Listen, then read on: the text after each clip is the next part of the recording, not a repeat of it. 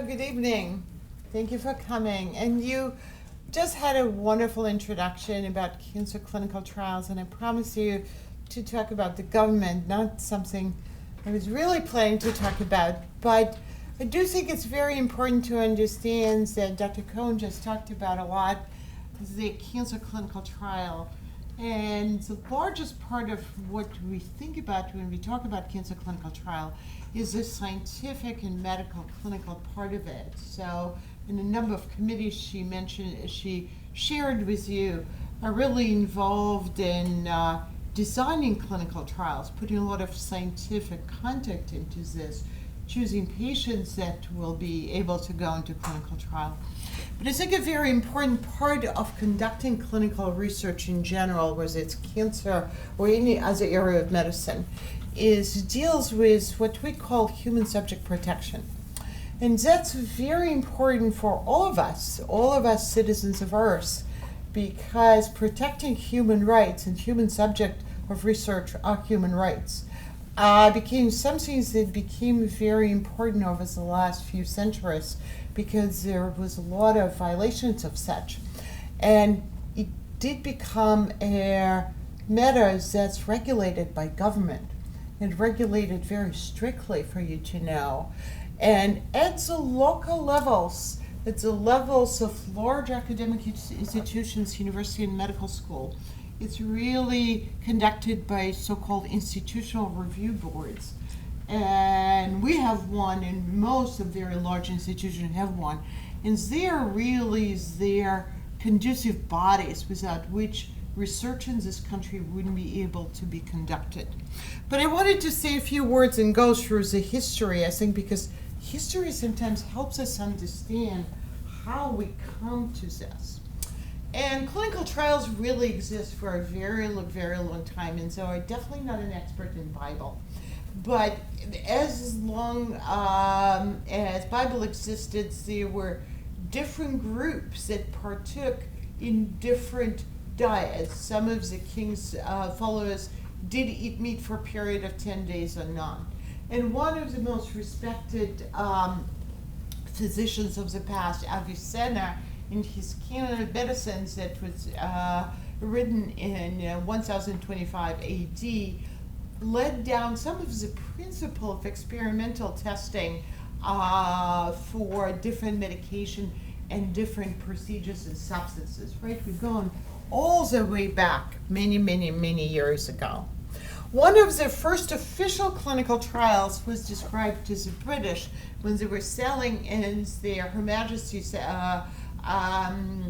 Salisbury, their seamen with scurvy received either supplementation with cider, vinegar, or some oranges and lemon. And if you know what scurvy is, it's a deficiency of vitamin C, right? We don't know about it anymore because everybody has access to so many sources for vitamin C.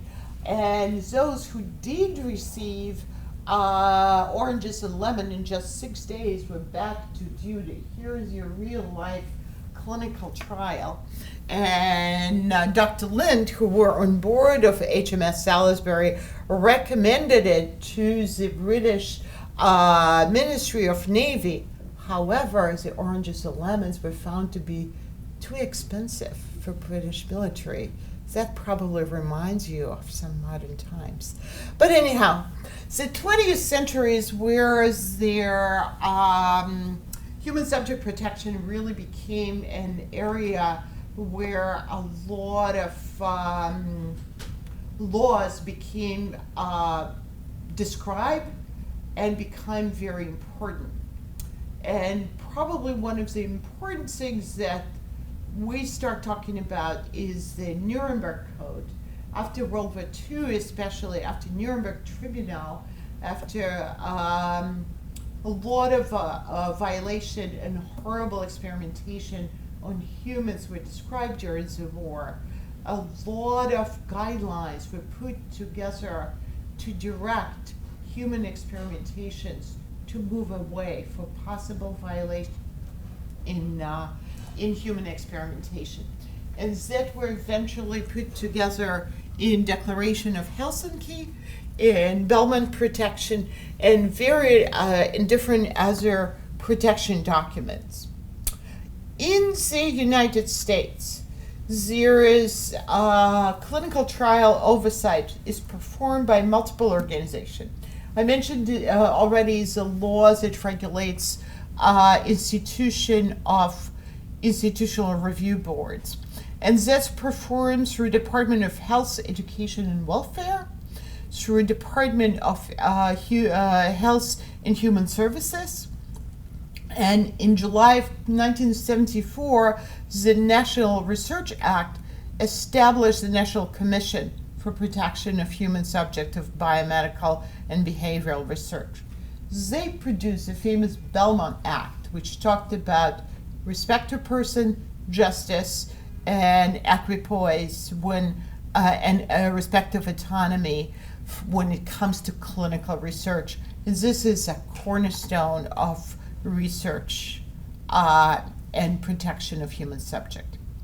The FDA, it's the Food and Drug Administration, exists really since 1906, but there have been multiple disasters that, and I'm not talking about some other disasters in clinical research, but I mentioned just a couple. There is a very well-known disaster of drugs that were approved by the FDA in the early 1930s, the nitrophenol, that was weight loss drugs that caused cataracts requiring enucleation, and elixir sulfonamide, killing a number of children, that was similar to antifreeze. FDA and C Act, C stands, by the way, for cosmetics. You wouldn't see the FDA would oversee cosmetics, but it does. They're not less important. The first time established the rule for safety in 1938. But I think many things came to kind of stall when the thalidomide story came and became really apparent and brought the amendments in the FDA legislation in 1962 amendments. Probably many of you looking at you heard about thalidomide story. And thalidomide was produced was medication that was marketed as a sleeping aid to women, especially to pregnant women. It was 1959, late 1950. It was a small German pharmaceuticals. And so the medication was mostly really produced and marketed in Europe, but it was also because there was very little legislation and controls, and there was basically no clinical trials performed at that level. The medication was also fully available in this country as well. So, and because of total lack of accountability and safety, there were so many children, as we know, that were born with thalidomide syndrome. So after the father Harris, and Harris was Dr. Harris was a woman who really became very famous by this legislation. Their requirement for investigational new drug application became available. And everything Dr. Cohen talked about how we make the drug available, new cancer drug, new cancer agent available, comes with the FDA with so-called IND process. You cannot get a new drug approved without an IND process. It's lengthy, it takes time. We wish it was not 8 years, we wish it were way shorter, but in order to provide also safety, not only efficacy, it does take a lot of time. And the FDA does all the review, and we hope it does it really well, to perform the safety that's necessary to produce that. The next important part beyond the FDA regulation is so-called Code of Federal Regulation. And the Code of Federal Regulation looks not only at FDA, an investigational drug application, which looks into safety of the drug, how it's produced, what its chemical properties, does it cause particular side effects. But Code of Federal Regulation looks at specific provision, who is responsible for what, and when clinical research is done. What is the responsibility of the investigator? What am I responsible to do if you are my research subject? How do I have to treat you? Who is responsible to take your consent, to draw your blood, etc.? So all of this is really regulated by law. It's not just what we sat together and decided to do. It is regulated by law. And there are special regulated forms that we all complete in order for us to be able to do the research. There's also particular principles that we all have to learn, and they're called good clinical practice. How should we be practicing research? How should we talk to a patient saying, I do have a clinical trial that I want to propose, and it's not only about this, what is the right way to obtain consent for research? What is the right way to present this research, and what's available? But this process continues to be improving. So over the last number of years, there have been a number of initiatives trying to make things better. In around 2007, there have been a lot of attempts trying to make the work of FDA better, because we mentioned 8 years, and a little bit before 8 years, it was a much longer process to 8 years. And so the work of FDA is quite cumbersome, but the goal is to make new medications that make our patients better, to have new medications faster, to have better products there. But there's a lot of real improvement trying also to make the pathway for clinical research for patients safer. So all the regulations are now available for anybody to look up online. And as recently as within the last few months, there have been new so-called common rule regulation that were approved and instituted throughout the country. They honestly look at some additional language, especially in the informed consent. And this is the CFR, the common rule parts that everybody can look for. So specifically look at a lot of genetic language in the consent, because as you know, nowadays we look not just at particular genes, but the whole genome sequencing.